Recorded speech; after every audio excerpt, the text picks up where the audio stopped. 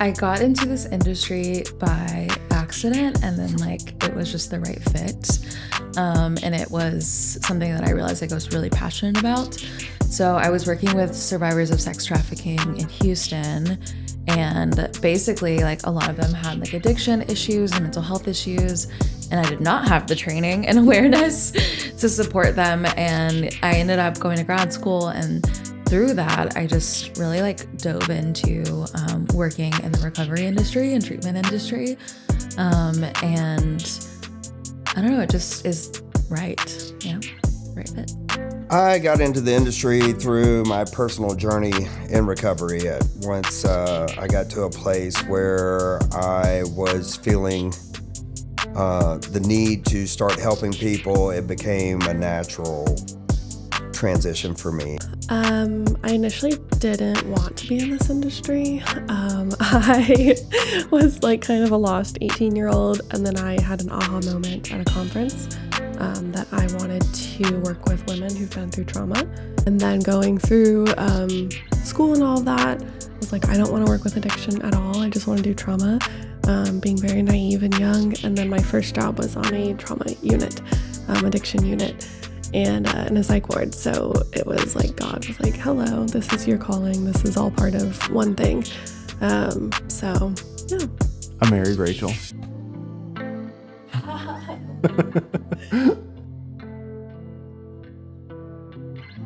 My role at Awkward Recovery is clinical director, COO, and partner.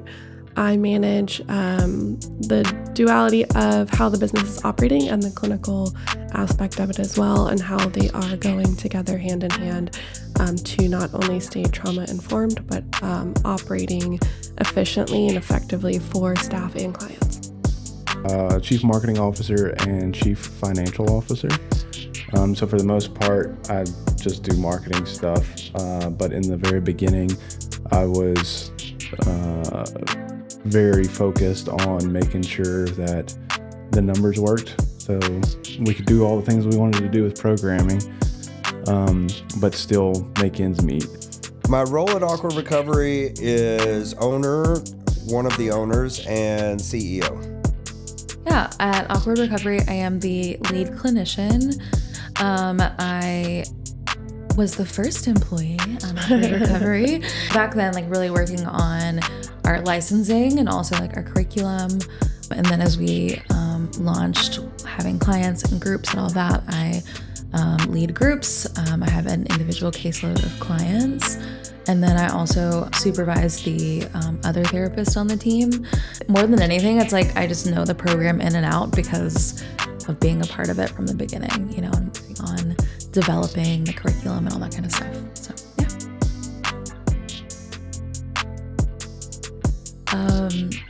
Awkward Recovery is special in the sense of it doesn't feel like this treatment facility that is white walls and basic artwork and generic, it feels unique in the sense of our style, as Rachel likes to call it, edgy professional vibes. So there's that element, which even just the little things sitting on a couch steering group versus a bland room of chairs, and having that comfortable space. Also we want to create a therapeutic environment where people do feel comfortable to share. And so creating kind of the space, I feel is something that we do in a unique way. Our curriculum is also a collaboration between people who've worked in treatment for years. And so just bringing our best foot forward as far as what we've experienced and done as clinicians. We are not afraid to focus on the difficult topics, and talk about trauma, work through parts work, and then also providing the experiential groups that we have, sound bath and yoga and fitness. And then lastly, I think what makes us unique is family involvement. So we prioritize being a team, that supports a client, including case management, therapy, maybe even sober living, depending on their situation, and then family or friend support. So we have a family night once a month where clients can invite anybody in their support system to come and kind of get a glimpse of what it's like for them to be in treatment here. So what I think makes Aqua Recovery special, and I'm not as client facing as everybody else is. We had some people here yesterday, and they were saying what they really liked about us is that it feels like we have an open door policy, and not just to our clients, to basically the community as a whole. A lot of times they want to just come hang out with us just because it's fun to be here, and they can come chat with us and we'll talk about anything. Like, we're not trying to hide any, industry secrets or anything like that. We have the perspective of, a rising tide raises all vessels, in that if we can make you better, then we're better by default as a community. I think that's something that's really special about us. The balance of the edgy professional. We have pretty high professional standards while also allowing the human aspect and the edginess of just being a raw, authentic individual with staff and with clients. And so that's throughout the entire program. It's throughout the design of the place. It's like everyone comments on the vibes, and then also getting the clinical, quality clinical aspect as well. As soon as you walk in the door, it just feels different. When you walk in, it's very Austin. It's very edgy, but also very comfortable, and it does not feel clinical. We don't behave clinically.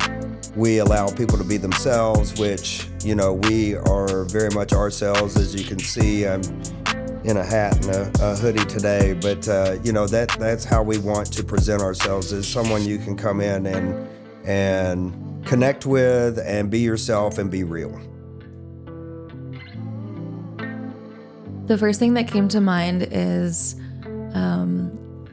being trauma informed. I think because of my history working with different types of population with extensive abuse history and things like that, and trauma, I really approach the way that I conduct myself, and also the way that I see clients in a trauma-informed lens. So for me, practically, what that means is I want you to have no surprises. I want you to know what to expect. I want clients to feel like they aren't going to get the rug pulled out from under them, and just have that awareness to decrease any anxiety, to decrease any concern or worries, so that they feel comfortable to just be here and engage in the process. Similar to what Rachel said, pattern recognition. I am a very data-driven person when it comes to our marketing and our finances, and I'm very good at recognizing patterns, and then finding strategic solutions to make it a scalable operation. I excel at seeing patterns and systems and how to fix them. Implementation, not so much. Got you guys for that. I feel like I excel in people management and selection of the right people for the right job. Ooh, yeah, I think I would like to improve my leadership skills, specifically asking for help and delegating things. So I tend to take on the details of everything and think through the whole process. And I just keep that to myself. Sometimes I need to not keep that to myself. I need to communicate that to the team, so that we can work as a team. I've been working on being more focused and the follow through of things that I want to do to grow personally and professionally. I would say I want to improve my communication skills. That's something I work on daily. I feel like I am communicating very effectively, but team members often inform me that I am not. So That is something that I am constantly trying to improve about myself, is my ability to effectively communicate. I would tell you that I would love to improve my golf game. However, most people would probably tell you that as a self-improvement, I can come across as very direct and very abrupt, and I would definitely like to work on that and be more approachable sometimes. First of all, I think like my support system, just really thankful that I have people I can lean on here and outside of here. You know, I feel like I'm supported as a team member at work, but also in my personal life. Number two is like independence and ability to be like my authentic self. That's really important to me and something that I found I value like most in my 20s. And then number three, I think would be my curiosity and interest in like what that's brought me, you know, like traveling the world and like exploring different things and having the opportunity to do that, but also just being able to approach people or situations with an open mind, because that like I just learned so much from others and their experiences. I'm most thankful for Mike and Harley. That's one. The support of everyone here in general. It's like that like next layer of support after my immediate family. I just feel like we have a really good quality team. And it's nice to be able to know that like when things need to get done, like Scott will do it, Lori will do it. Like it's, you know, we all like chip in and support each other. The third being the work-life integration has been really nice. It doesn't have to be separate. It's really nice to bring Harley up here. Harley sees staff as like her extended family. And so just having the balance of, not even the balance, the integration of work and life has been really nice. First thing I'm most thankful for is my family for sure.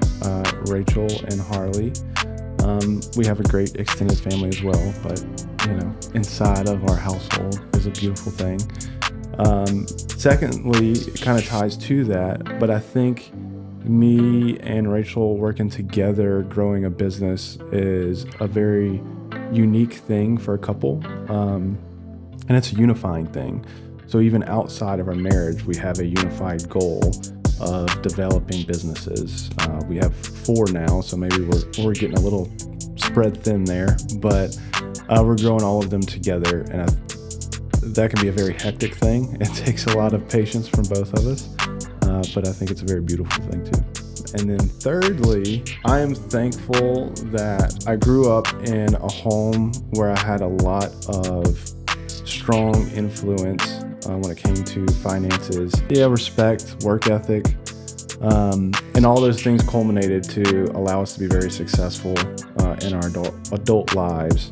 I see friends struggle with a lot of things that I was able to avoid from the influences I had as a child. So I'm very thankful for that, because I didn't realize that was such an uncommon thing until I got older. Definitely my recovery, my family, and the opportunity that I have to really watch people develop.